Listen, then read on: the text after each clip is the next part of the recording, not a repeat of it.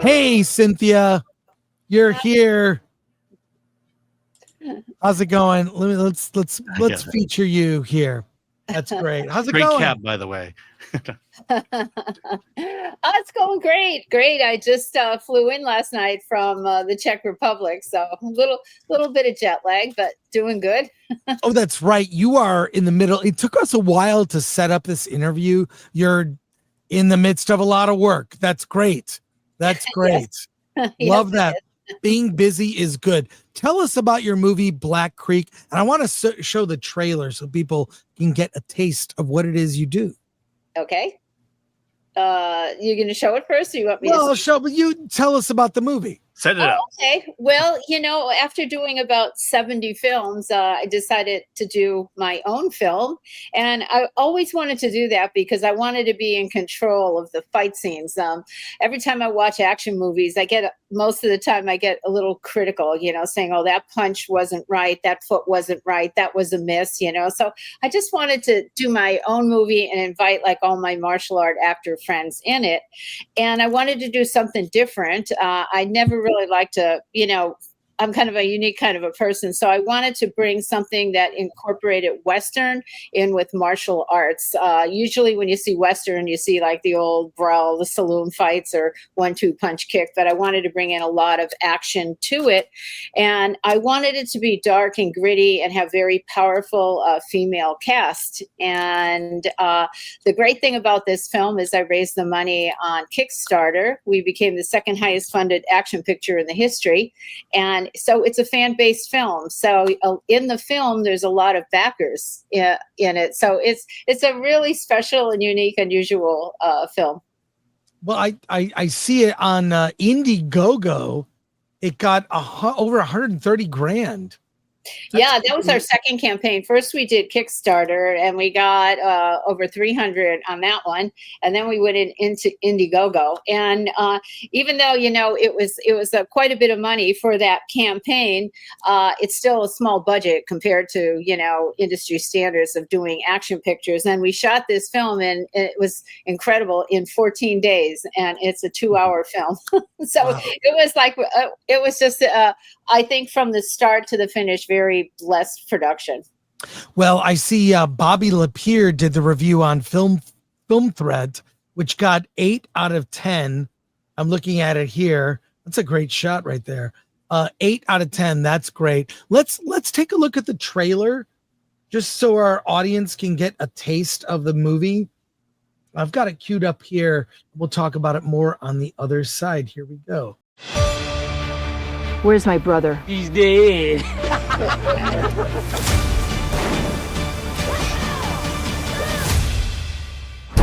I'm real sorry about what happened to your kin. I found my family murdered. You don't want to mess with Sinclair. He's powerful. Got an army. What the hell are you doing on my land? Your land. Kills anyone gets in his way. You have much to learn. Your spirit is strong, but your body needs time to heal. Don't go taking any big chances to get you put in a grave. The only one that's going to be put in a grave is Sinclair. I'm going to enjoy ripping you apart with my own bare hands. Let's fight.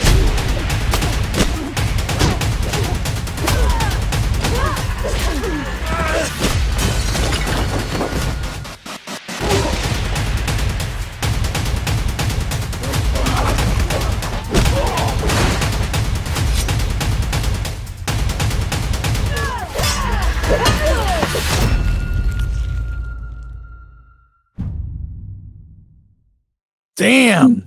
It looks like you did a lot of your own stunts. Yeah. I've been doing martial arts for quite a long time. So, of all the films I've done, they're all pretty much most action related. And I used to be a world champion, and that's kind of how I got involved into films, is that Corey Yoon was looking for a guy to be the next Bruce Lee for a Hong Kong movie. And I went down and auditioned, even though they were still looking for a guy. And he was like, I'm going to go with the girl. So my first movie actually was Yes Matter with Michelle Yeoh in Hong Kong. Well, we've got 2,800 people watching live. we'll get to your comments and questions in a moment. But what is it about Westerns? We've reviewed a lot of Westerns on the channel, indie Westerns. What is it about that genre? It's very American. It's really Westerns come from the American spirit, I believe. Yeah, well, I've always loved Westerns. I think ever since I was a little girl, because one of the few females that really I knew about that was a tough woman was Annie Oakley, so I used to like watch all these, that's where it started. And then, I loved Yellowstone. And I was like, yeah, I want to do a Western. And obviously I didn't have that budget to make it as dark and gritty, but I tried the best I could, what I had. And I wanted something different, a different kind of Western, to incorporate these two genres and bring them together. So I've always been a big fan. And we shot this film at Mescal, the studios in Benson, Arizona. And that's where they had some iconic Westerns like The Quick and the Dead, Outlaw Josie Wales, Tombstone, so it was really, really cool to be filming in these sets where these iconic Westerns were shot. Well, we've got a lot of people watching live. We have questions for you and comments here. So here we go. Lou Burr says Cynthia rocks. That's rocks. Yeah, I mean, your name sounds like an action star, right? Rothrock. Yeah. Don Mack, I remember she was in a lot of martial arts movies in the 80s and 90s. Yeah. Well, I've done, like I said, 70 movies, and my first film was in 1985, and I just continued doing them. I stopped around 1990 for about 8 years because I had my daughter then, and I didn't want to be, the mom that had to leave her daughter. I wanted to spend as much time with her as I could. And when she got into school, I couldn't take her with me, and she, got to a point where she didn't want to be with mom. She wanted to be with her friends. So I was like, okay, I have to get back to filming and working. What were the challenges you faced shooting in 2 weeks? That seems, especially for an action film. I'm telling you, it was tough. I don't even know how we got it done, but we did. And we had people from 9 different countries come here and do fight scenes. So we didn't have any time for rehearsals. So our fight director, Mike Muller, was from Germany. He put together like the fight scenes, and we sent them to everybody. And we said, know your fights. And, when they got to set, we had to just quickly get them and then, shoot them. It was kind of like Hong Kong filming. That's how it is. There's no rehearsal. You learn the choreography and then you just go shoot it. So, everybody kind of brought their A game and did incredible, so we were able to do it. Now, some of the acting takes, we only had one or two takes to do. So it's like, please know your lines. You got what you got. William, member for 14 months. Rothrock is an all-time GOAT. Lee Kindler, martial arts, Western, and Cynthia Rothrock, sold. Thank you for that. And Sons and Shadows, any plans for a physical media release eventually? This needs to be in my Rothrock collection. Our audience is really into DVDs. Yeah, well, it's streaming right now. And I know it's in the United States, Canada, Australia, the UK, and it's coming to Latin America and Northern Africa, Middle East, and Portugal. So that's where it's coming right now. It's on Amazon Prime, Apple TV, Fandango. And I believe the DVD release might be released through Vantage Media at the end of September. Yeah. Let's see. Davina Duckworth, did Cynthia and crew run into problems with the quick shooting schedule? Well, Alan kind of already asked that, but thank you, Davina. $8.24. Some of us watch public domain films together weekly. Recently checked out American Tigers with Sam Jones. Do you have any good memories from filming that throughout Long Beach? Oh my gosh, that was like a cameo I did. And I remember like they had me play myself, Cynthia Rothrock. And it was great, like fighting, with the Machados. But yeah, I just had a one day on it. And I just recently saw a clip of it the other day because I've done so many films. I forget a lot of them. And then when I see them again, it brings back all these great memories. And I'd say just that we had some really good fight scenes in that film is, what I remember. Yeah. Let's see. Nerd Far Away says, "Hail Cynthia. Which do you think is most important for a quality production?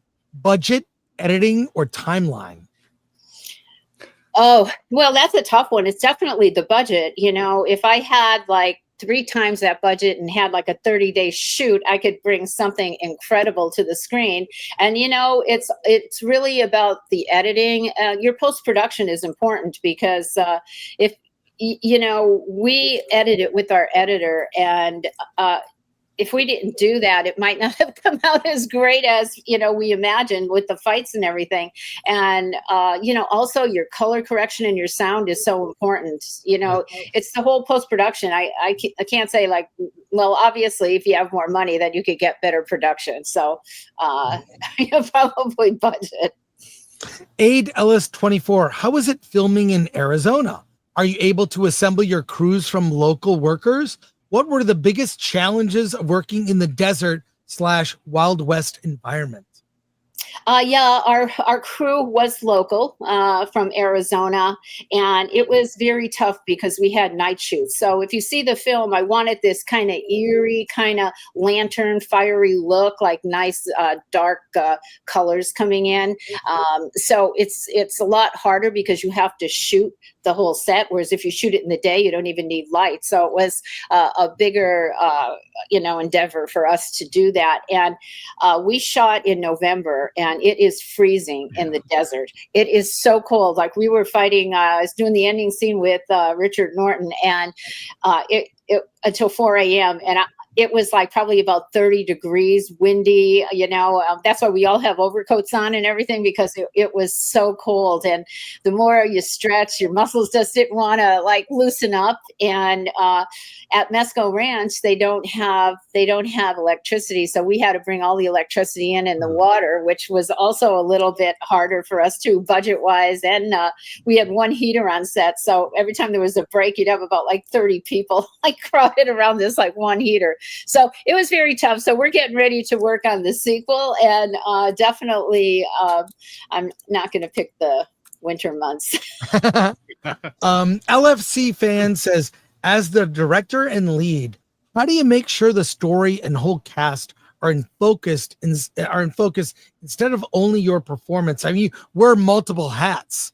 Yeah, well, this is the first time I've ever worn multiple hats. Usually I'm just the actor and I get to go in my trailer and study my lines, but I didn't direct this, but I was producer, and my partner and I, Robert Clancy, we did the wardrobe, we did the casting, we did everything, because they were like, oh yeah, wardrobe, that's going to be like $90,000. And we're like, we don't have that in our budget. So I think we hit every thrift store from Southern to Northern California looking for like authentic Western clothes. But you know what? It was tough for me. But I co-wrote the script, so I knew the character quite well, but I was on set all the time, like watching everybody. If there was a problem, someone came to me, dealing with the cold. Like a first day of set, we had 150 people on set. That was like crazy to do that on the first day. But, you know, we've learned a lot. And for Black Creek 2, we think it'll be a little bit easier of a shoot.